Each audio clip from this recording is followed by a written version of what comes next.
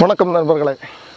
இப்போ நாம் பண்ண போகிறது ஸ்னேக் ஸ்டைலுடைய பாகம் ஒன்றாவது பாகத்தை தான் நான் இப்போ அதனுடைய செய்முறை நீங்கள் எப்படி பண்ணணும் அதை தான் பண்ண போகிறேன். இப்போ பாருங்கள், காட்டுறேன் பாருங்கள்.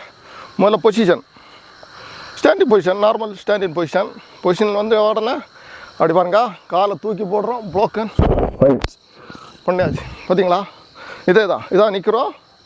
நேர அட்டாக் வருது, அங்கேருந்து அட்டாக் வருது, நேர ப்ளோக். ஃப்ரெண்டு காலை தூக்கி போடுறோம், ப்ளோக்கு. கொஞ்சம் நேரம் கழுத்துக்காக பண்ணுறோம் பாருங்கள். ஒன்ஸ் மோர் இதாக பண்ணுறோம்.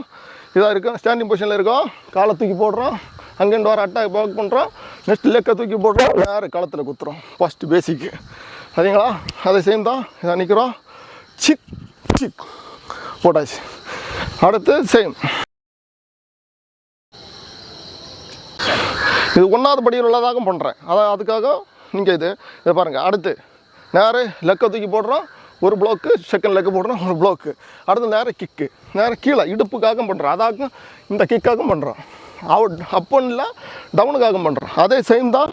இதை இங்கேருந்து ப்ளோக் பண்ணியாச்சு. அதோட கிக் பண்ணி முடிச்சாச்சு.